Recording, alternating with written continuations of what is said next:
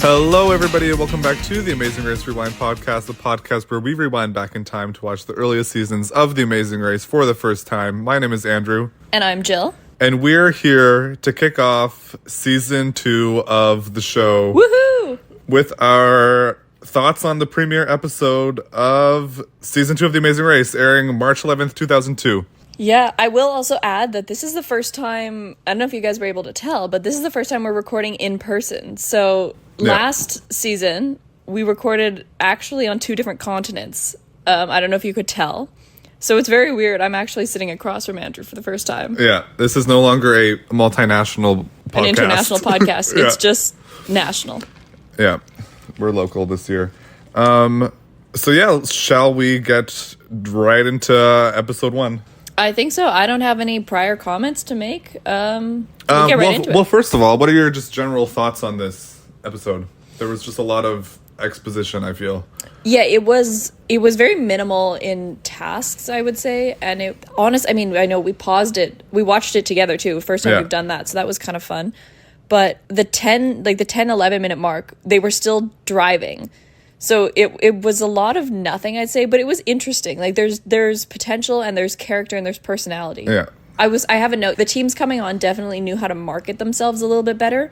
And I'd say there were a lot more memorable teams right off the bat. Do you agree? Yeah, I think they did maybe a little bit better of a job with the casting this time around, where they had like bigger personalities, I think. And I will say that the production team seemed to have like a little bit of a tighter grip on the teams. Like the teams weren't as free. Like right off the bat, they were told to take either one of these 2 flights rather than just go to the airport and book a flight to Rio. Yeah. Right off the bat, you can see where the changes are being made, and it's all kind of in tighter control. Yeah, it's a lot more organized too. And well planned.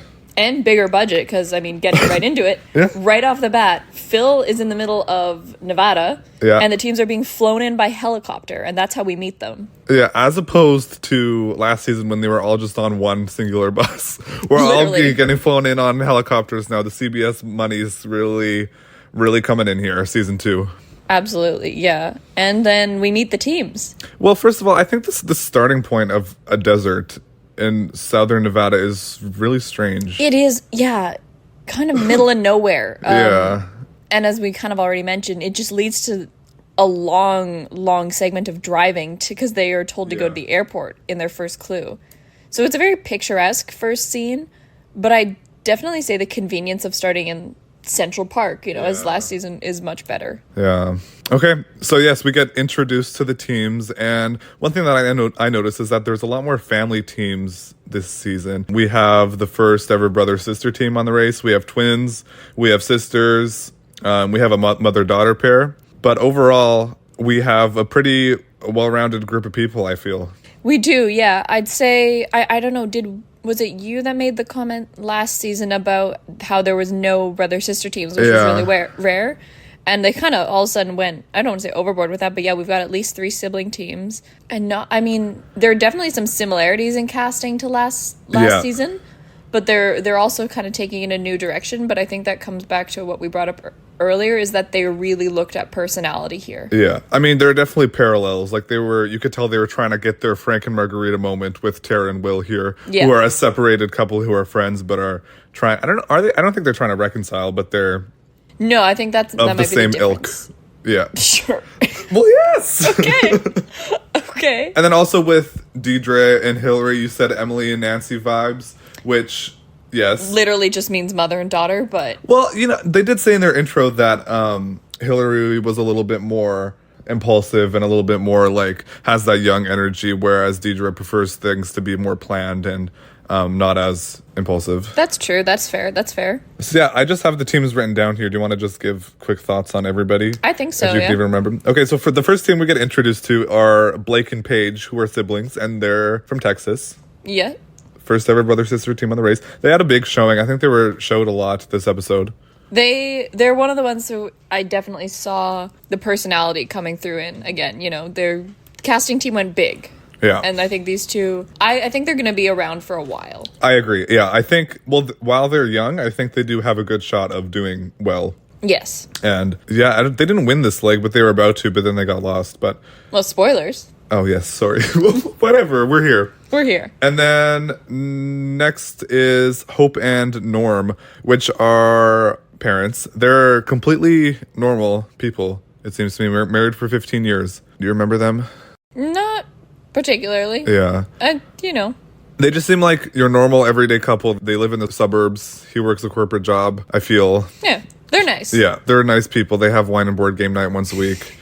They're people we know. They are your neighbor. They are your brother. They are your sister. They are Hope and Norm. Okay, that's a much deeper analysis than I was ever gonna give. And I think they... Wait, is that straight out of the Bible? Yeah. They are your neighbor. They are your friend. Okay. Well, I think... Yeah, I can't even picture what they look like. I know, so honest. we're spending way too long on them. Okay, next. Oswald and Danny. I think they hold a lot of promise to me. They're fun. They're gonna be fun. Yeah. They're gonna be positive. I think there's gonna be good energy. Yeah, and straight off the bat, they said the hardest thing for them will be flying coach. It's hard to go from champagne to 7-Up, they said. That's the energy. Like that, I think, is an energy we didn't have last season. No. And I'm happy to have it. Yeah, they didn't have much to do this episode, but I think they'll really flourish later. Yeah. And then moving to, we spoke about Tara and Will. I think they are great casting. I think they're going to provide a lot of entertainment. And we already saw that Will is demonstrably psycho. I think you can already see here, we talked about in the recap, the edit and the casting of the villains. Yeah. And I feel like... That's right from the first episode, they're being put in that role. They're being cast as the villains. So I think we're going to see a lot of that. Yeah.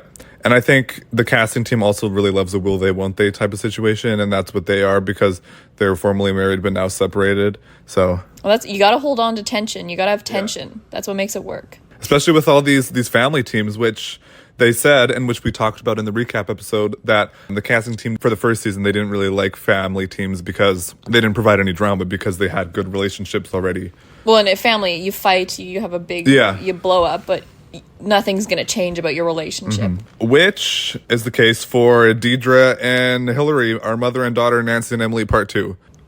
That's all I have for them. That's about it. They seem nice. That's it. They seem nice. Yeah. And then next there are Chris and Alex, who are friends from Boston, who I do not have any impression of. No, I think they finished 8th or something. Yeah. They didn't get a lot of airtime, therefore no solid opinion. They're from Boston. So they kind of have an accent, right? I think. Boston does have an accent, but I didn't even hear it on the show. Okay. So moving to some folks with a spiritual advantage, they said. Cindy and Russell, married pastors. Yeah. We already got a line about, things happening in God's grace. It was God's plan. Yeah. I think we're going to get a lot of that. I think it's going to be fun. And I feel like because of that too, though, there's going to be an overwhelming positivity, which will be nice, which will be interesting. Yeah, I think, they're definitely going to be an interesting team. Yeah. And one that we can't really draw a parallel to from season 1. That is true. Yeah, they're kind of new territory. Yeah, I think so. Okay, so the next team introduced is the standout team to me, Peggy and Claire, a.k.a. the Gutsy Grannies, which is a phenomenal name, by the way. They even had it embroidered or knitted into their sweaters they were wearing, which is awesome. They got their Team Guido branding. They really do. Yeah, Team Guido was written on everything they owned. Yeah, this very much so seems to be our team. They're very animated, very passionate, and they just seem to be very elated to be there. They were having a good time. Every step of the way. They're having a good time. Yeah. Okay, and then we move to a little bit of a strange relationship title of former roommates with Gary and Dave. Yeah, former roommates. Because what was it in their introduction? They said something about they're not. Are they friends? They said something about enemies, but not that they are enemies, but they're. I don't even know what that means. So I'm interested to see.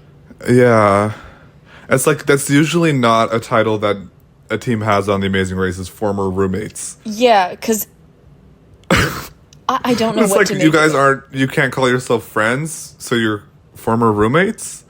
And they say in their intro that they're going to do everything short of a felony to win the race. So, that's the energy I like to see. That's your energy. Yeah.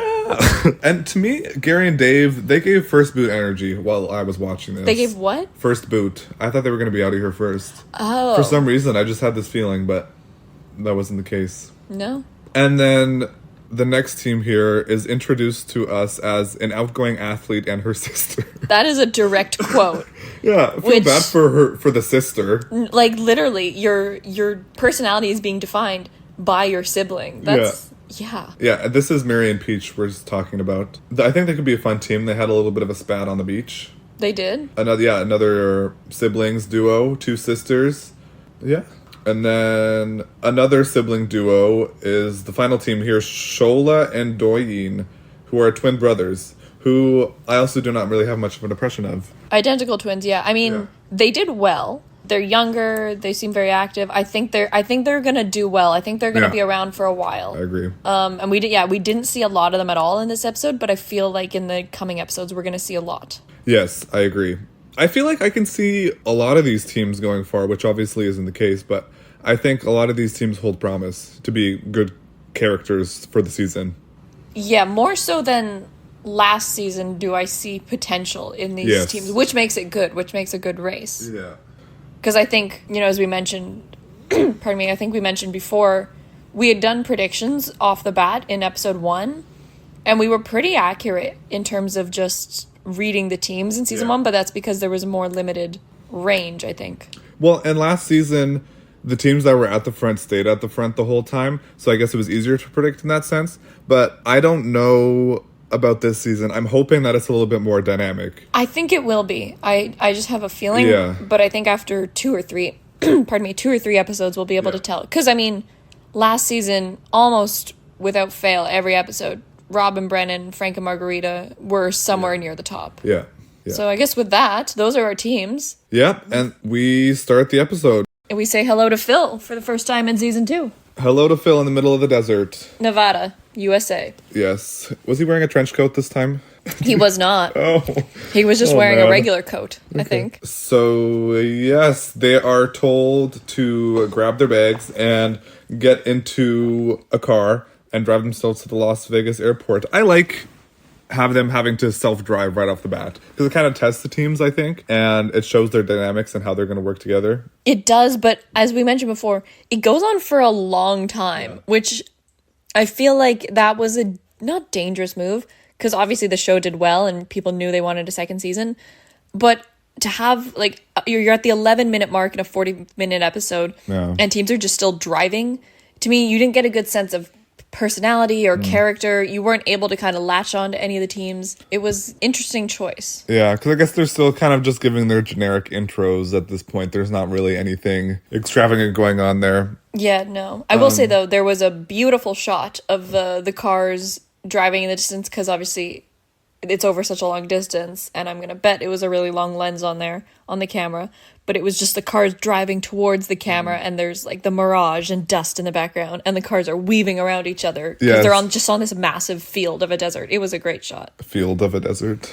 Well, yeah, it wasn't a hilly desert. It was just a flat field. So, very important to note that they make their way out of the desert by looking for a red and yellow flag. We have switched it up from the first season, which was yellow and white. So now we're moving to the signature red and yellow. And why did they do that? Which, supposedly, I don't know if this is true. I just saw people saying this online, which is a very credible source, people online, that they changed the flag because the color of the Vatican flag is yellow and white. So supposedly there were some confused Catholics. who were seeing their flag around the world and being like, "Oh, the Pope." I don't know. That's absolutely why they changed the flag. Yeah. Either way, there's a different flag here on out. Yes. Which is something I didn't even pick up in season 1, though. I think I wasn't, because it has been yellow and red ever since. It has, and I didn't even notice that in season 1. Did you? Did you? I did notice that, but it wasn't it's a pretty inconsequential detail. That's fair. Yeah, I never picked up on that. But yeah, so they send them to the airport in Las Vegas, and they've started giving them flights to take now. They give them the flight numbers, because in season 1 it was just get from here to here, but now there's 3 flights they're allowed to be on. Well, in season 1 they told them what airline to take. Well, in the first episode at least, I remember. Sometimes. Yeah. But maybe that's just because it's the first one. We'll see what they do later down the line. But the Gutsy Grannies, they're giving me life right off the bat with a quote here. Oh. They say, "The Gutsy Grannies aren't exactly tough. It would be nice if we were tougher, but we are shrewd, and sometimes we're almost fast. I think, yeah, episode title right there, somewhere in there. Somewhere in there, not the whole thing, because there's got to be a word limit on titles, but... And we also learned that one of Alex and Chris played soccer in Brazil for 6 months, and he can speak Portuguese. Well, because, yeah, did we say, though, that they have to get to Rio de Janeiro, Brazil? Yeah, so the clue... This is... Wow, we're a little rusty. We're a little rusty. Yeah. We're a little rusty, sorry. The clue tells them to take one of three flights, and their destination is Rio de Janeiro, Brazil. Yep. And so, whoever it is from Alex and Chris played soccer there for a little bit, so speaks Portuguese. So that's a kind of an advantage. And I think a couple other people speak Portuguese as well, because there was that one guy who was talking about needing to convert because he's Jewish to the taxi driver. That is true. Yeah. Which is... we'll get to that, because that warrants a little bit of explanation. Portuguese seems like an unlikely language for people to speak, but I guess here we are. For Americans, I mean. I guess, yeah. I don't know. Because, like, if you're going to learn a language, you would think you're going to learn Spanish, French, German, Italian, not Portuguese. I don't know. Family heritage, most likely. I guess so. Yeah, maybe. So, yes, we get to the airport, and the fastest flight is the American Airlines flight, which only has spots for 7 teams to get on the flight. And then the other 4 teams are on a flight 2 hours and 15 minutes later. Yeah, this is something that they do now all the time in the shows. But honestly, I almost preferred the season 1 style of just kind of get on a flight. Because here I feel like when it's allotted, like you're only the first 7 teams, you know that you're going to do well in this leg. And for the other teams, you're already kind of discouraged. Whereas last season, that wasn't really a thing because you didn't always have a gauge of where you were. Yeah. So I almost don't like this now that I've seen another version of it. Because it puts the 4 teams that are behind, who are Oswald and Danny, the Gutsy Grannies, Deidre and Hillary and Gary and Dave, they're behind it. They're not going to be able to recover from this. And right off the bat, we pretty much know that one of these teams are going to be eliminated. Exactly. Yeah. I don't love this. I honestly preferred what they did last season. Yeah. And the Gutsy Grannies have another quote here, and they say, if we get knocked off on the first day, I'll die. So... that would probably be my attitude as well. If I got knocked off the first day, I think I would also die. That would be your attitude. Yeah. It would be life-ending. Wow. Well, I think I would be in a rut for a few months, maybe. Okay, this is concerning. I think Andrew would fall into a deep depression. That's good to know. Well, it's kind of humiliating, isn't it? It's humiliating, yeah, especially considering we have a podcast. So if we went on and got knocked off, we would, you know what people would be using our email for? Ridiculing us. Yeah. Anyway, there's some airport drama. Is there? No, the drama came from the booth at the hotel yes, place. My bad. Yes. My bad. No airport drama. It was pretty cut and dry, straightforward here. Teams arrive in Rio, and the first task is to go to the Christ the Redeemer statue. I will say they're getting much better at telling us where teams are. We brought this up last season, having the currently in whatever place. They were able to tell us who was on which flight, which was nice. Yes. So that, hopefully, they'll just get better and better at that. Well, we know they get better and better at that. Well, they have to, yeah. The production, once again, seems much more organized in that sense. Yes. And something that I realized about these early seasons, like as opposed to the later ones, is that they're still able to go to these big world-renowned landmarks because it's a new show, whereas now they're on season 35 and they've already been to all the big landmarks, so they don't go there anymore. I mean, I don't think the big landmarks lose any of their appeal, because for a lot of these people, it is probably still the first time they're seeing it. I think in this case, it just almost works better as well, because this is the first time the show's touching South America. Yeah. So this was, I think, you've got Christ the Redeemer, you've got Machu Picchu, like you've got an allotment of things there that are big landmarks. So they definitely were trying to hit all of these. Yeah, I think it's interesting that they chose South America, because that's really the one place they didn't go, other than, I don't know, Oceania. Again, we can't pronounce that, but anyway, yeah, I'm sorry, I forget how to pronounce it. I've just pronounced it the way I know how to.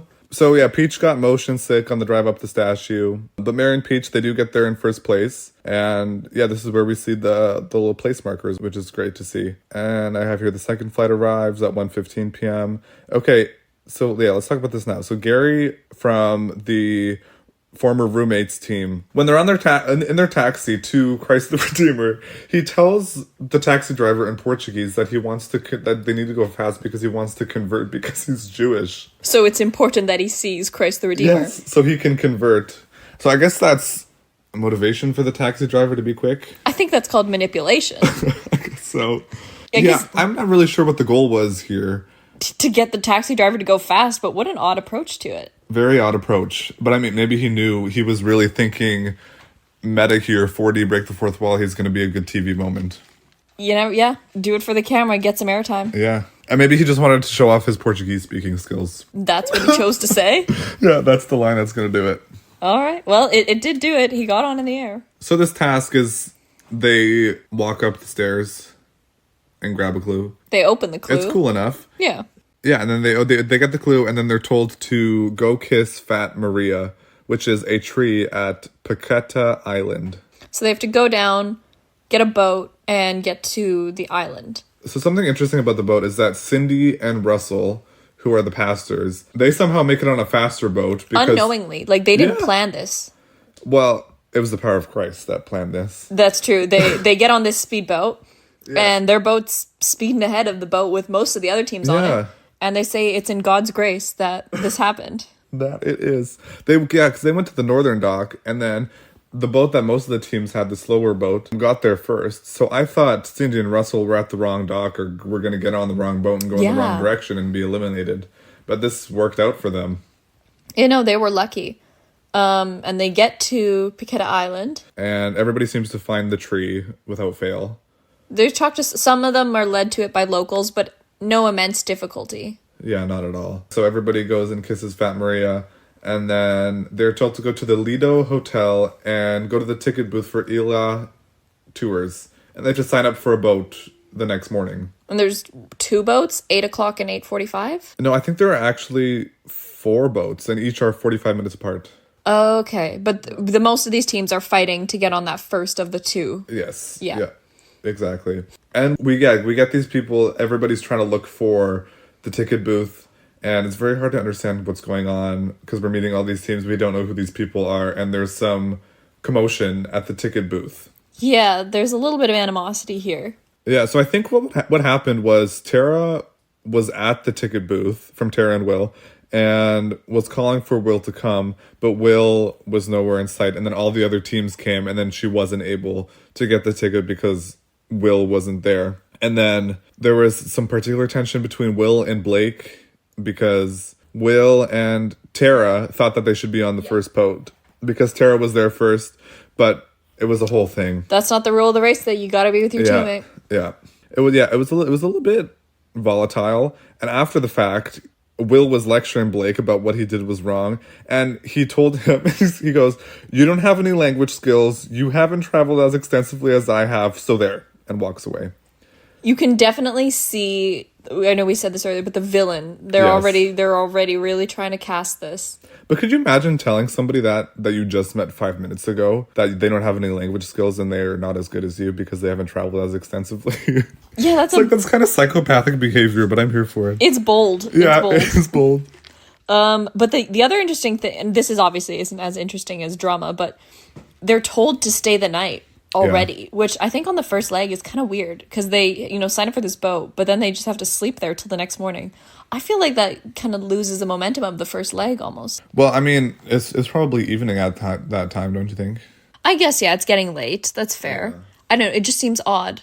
Yeah, it does. Because usually it's contained within a day, I would think. But I guess season 1, they did have to stay the night in Zambia, right? Before their charter flight. Oh, they did. You're right. Yeah. Yeah, so I guess it's not, I don't know. It feels weird. Maybe it isn't that weird. Yeah. And the teams are grappling with should they sleep on the beach or get a hotel room. And it seems like they don't really tell us exactly who, but some people do sleep on the beach while others get a hotel room. Yeah, there's shots of some of them on the beach. Where did they get a fire? Like, was this just set up to make, like... Because, in those, movies where people are stranded on a deserted island and they build a fire, that's the vibe it was giving. But, where did this fire come from? Because that's the vibe they were going for when shooting the teams, laying on the beach with their backpacks. I feel like the production team almost decided to build a fire just to have that shot. I mean, do what you gotta do, I get for the shot. Yeah. And we get a little bit of a spat here between Mary and Peach where they're talking about either buying food or getting a hotel room.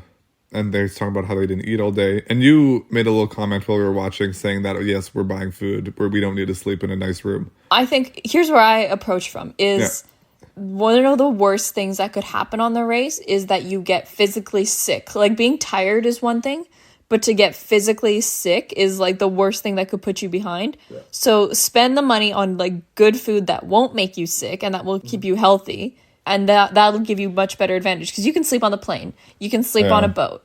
You can sleep wherever and you'll be rested. But, you know, we may not necessarily have good quality food everywhere. So spend the money on that.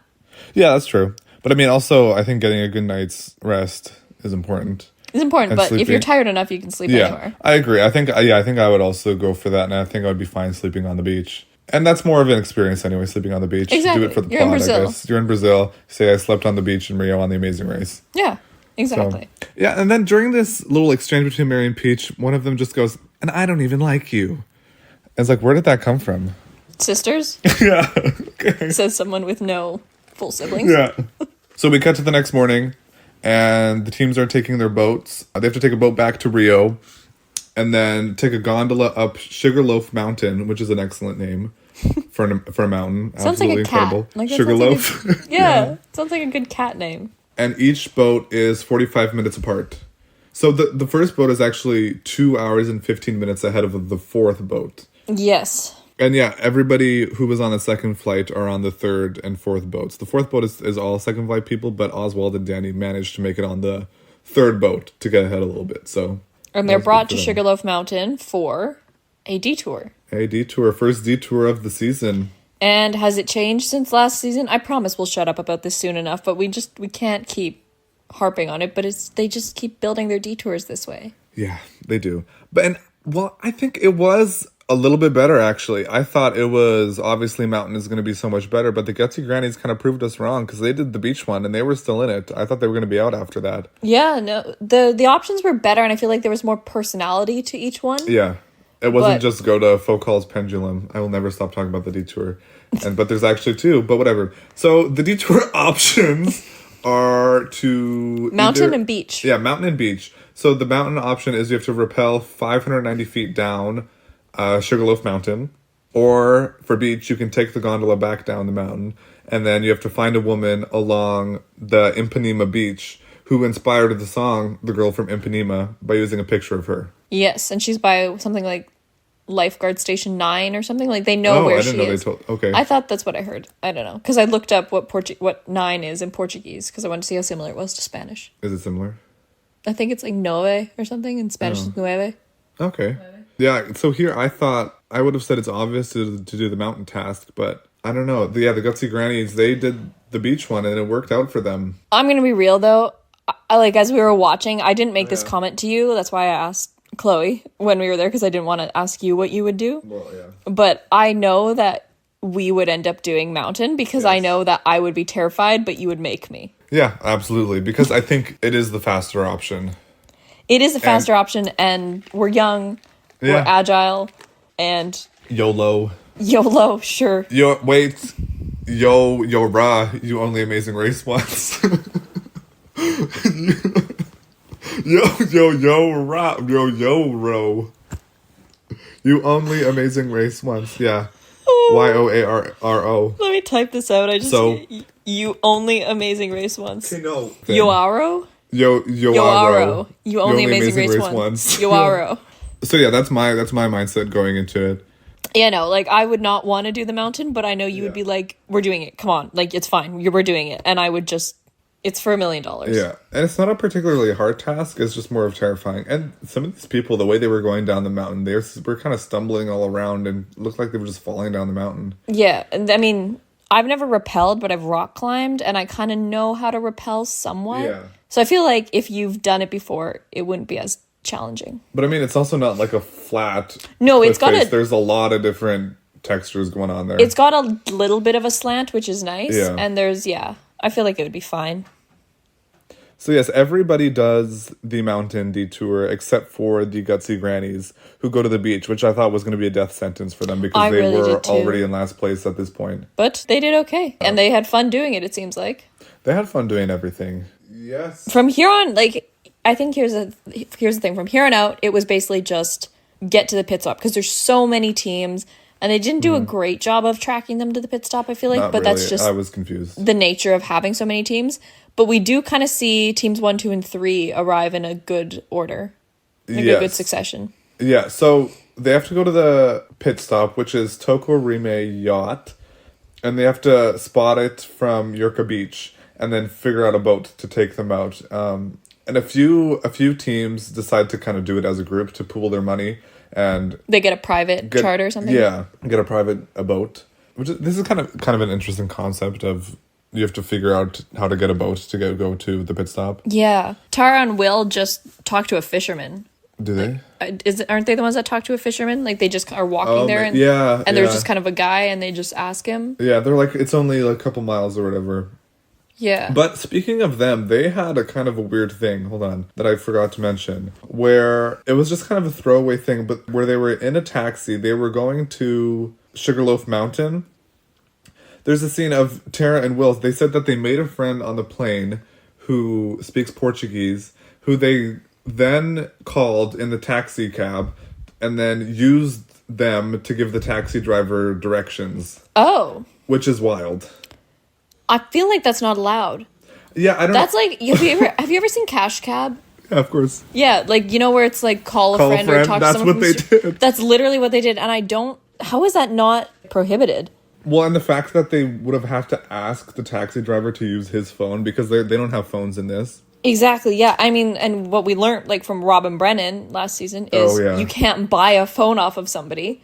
Oh, yeah, you said they made a rule about that, right? Yeah, I think, immediately after that happened, they were like, okay, we need to establish some sort of rule about this. Well, I mean, it was some interesting outside-the-box thinking, I guess. But I thought this was just really strange to see. Yeah, no, it was... them calling a friend, essentially. It was weird. Who wants to be a millionaire. Feel like we should, look into the rules on that after. So we reach the pit stop, and there's no mention of a fast forward at all this episode. You notice that? Yeah, that's true. But I think that's because Robin Brennan did it right off the bat last time. And I mean, that set the tone for them. They won. But I kind of think this is better. I mean, I'm assuming that they're keeping the fast forward as a thing, but I just don't think anybody took it, and they would probably rather not explain it since a chunk of the episode was dedicated to introducing the teams anyway.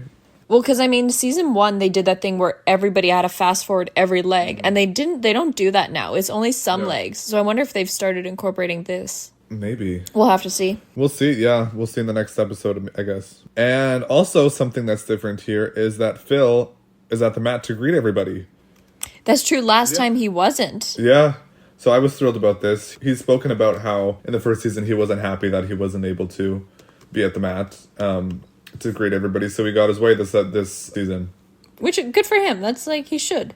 And we also have prizes here for the first place team. Tara and Will, they win a vacation to Hawaii. Which is nice too, because that's how it always is now. Yeah. And, I mean, that also we talked about the helicopters at the start of the episode, but this also shows the budget's grown. Yes. They've got a budget, like a good amount of money now. That's true. So yes, Tara and Will are in first. We have Cindy and Russell in second. Shola and Doyin in third. And then Blake and Paige and Hope and Norm, they tied for fourth. They decided to go all together and jump on the mat. Which I appreciate good team spirit. I do like this as well because it ties you guys together. Yes. And you'll start the next leg together, which I think is nice. And you can kind of work together from that point. And then Chris and Alex are in sixth. Mary and Peach in seventh. Oswald and Danny in eighth. Gary and Dave in ninth. And now it is between the Gutsy Grannies and Deidre and Hillary. And as we said, we really thought the Gutsy Grannies were out here because they did the beach task. I know. But they had the celebration of the century. It was the best. Because, again, last season I feel like the reactions on the map weren't as they weren't as fun. No. And here the Gutsy Grannies were screaming for joy. They were hooting and hollering. Hooting and hollering. They were. No, I'll give you that. Yeah, and you know what? I was right there with them clapping. I was so happy that they were still in it. But their prospects for the future are not looking bright. No, that's definitely true. But you know what? I'm happy to have them another episode. For at least another episode, yes. Yeah. And also a few other teams were also cheering for them in the back. Yeah. While they were at the mat. And then finally we get to the last team, Deidre and Hillary, who are eliminated. It was a very long, emotional, drawn-out elimination. Very different from last season. Yes. Last season was very much, you're eliminated, okay, they'd maybe say one or two lines and walk away. Yeah. Here they gave them a little bit more space, a little bit more room. Well, last season, I remember the first episode, it was so awkward, the elimination, and you could tell nobody knew what to do when they eliminated somebody, because Matt and Nana were just like, oh, okay, it was cool, and then they left. Yeah. And then we went straight to credits. Here they're like full on doing interviews and talking about the relationship. It's and emotional, really, but they know how to make the TV out of the moment now. Yes, they do, for sure. So yes, that concludes season 2, episode 1. Overall, I thought it was a pretty strong episode. There's a lot of potential. I'm going to say Yes. not a lot happened, but there's a lot of potential for the future. Yeah. I think it was a little bit less thrilling than last season's premiere, but I think it was Definitely. also quite strong. And yeah, the teams hold a lot of promise. Yeah. A little bit more feisty and electric, I find. I think when we narrow it down, when there's, let's say, 8 teams, we're really going to see some personality. Yeah. There's going to be some entertaining dynamics. Yeah, that's the stretch I'm excited for, like the episode 4 to 6 kind of stretch. Yeah. I like that, because there's still a lot of teams left, but the stakes have been raised at that point. Exactly. And they get prizes for whoever wins, like, one now. It's not just about staying in the race. Yeah. So. Yeah, that's interesting. So overall, I think my highlight teams are obviously the Gutsy Granny, Tara and Will. They're providing some, well, Will particularly is providing some entertainment, and Oswald and Danny, I think they're going to be really good in the future. It's similar to last time, where I remember saying right off the bat, the teams that were in the top 3-ish were going to be around for a long time, which were Bill and Joe, Robin Brennan, and It was Franco the final Margarita. 3, yeah. Yeah, and I remember saying, I think I can see them around for a while, and I feel the same way here. Not as solid as last time as season 1, Yeah. I'd say. Like, season 1, I was like, they're definitely going to be around for a long time. Yeah. I still feel that they're going to be strong here, but there's a little bit more chance of variability, which I like. Yeah, I do agree. Yeah, I think there's going to be a little bit more fluidity among the placements. So if you had to guess right off the my bat God, here, yeah. who, because we talked about this again, we did this with season 1, and I think I was right. You were right. You said Robin Brennan, and I said Team Guido. Yeah. Which were both good guesses. But again, it was almost easier to predict last time. So It did this feel one is easier. harder to predict, but who would you say? Okay, so I'm looking at the list, and it's really hard to say because nobody stood out as exceptional racers. I know. I feel But like maybe, I think Blake and Paige were really strong. I was going to say Blake and Paige too. Although they are almost. young, so that might be a little bit of a detractor for them. They're young, but that also means they're more active. Yeah. Like the physical tasks aren't a big deal to them. I'm going to say Blake and Paige I'm have like a really good chance. Blake and Paige and Will and Tara, I feel like. Yeah. I feel like one of those two will at least be in the top 3. I agree. But I wouldn't agree. be surprised if either one. I don't know. It's really hard for me to see any of these teams winning, to be honest. Like, I I can see them know. going far, but I don't see any winners here. But obviously there are. Yeah. I think maybe after episode 2 or 3 we'll have a better sense. Hopefully, yeah. Because some teams I have no idea. Like, I don't really know Hope and Norm. I don't know Chris and Alex. I don't know Cindy and Russell. Yeah, we're Gary gonna and have Dave, we didn't see a lot of. We'll definitely have to get to know the teams a little bit more. We will see. We will see. So, But yeah, I guess that's the end of season 2, season episode 2, 1. episode 1, yes. I think I just want to say to you, I'm so proud of us for making it to season 2. We I made did it. not know Yeah. if we would make it, and we're here. We're here. And like we said, we're going to be, I know I said this, I forget if I said in the recap or in season 1, episode 13, but we're implementing some really cool things this season. Yeah. For example, recording in person for a little bit, which is nice. For a second, yeah. For a couple episodes, yeah. I'll just say now, we're going to have some guests on, some personal guests, which will be fun. Yeah, so let us know if you like them or hate them. No, let's not invite opinions on our guests. Well, Let us know if people like the concept. the concept, maybe. yes. We don't care if you like them or not. They're our friends. Well, if you hate us, let us know too at our email, No. amazingracerewind@gmail.com. Personal opinions are not welcome Yeah, okay. on us. On the season, sure. And then you could also follow us on Amazing Race Rewind on Instagram. We will be happy to answer any DMs, emails, or even send us links to podcasts, articles, anything. We love the lore. We love the little details. We do. Yeah. But no spoilers. No spoilers, because we are watching this for the first time. So yes, I'm really excited to see how the season plays out and how these characters develop and how the race develops and the production and where they're going to go. They seem to be saying in South America next episode. Yeah, which is nice. But I mean, they have a lot of ground they've never covered before. Yeah, that's true. Okay.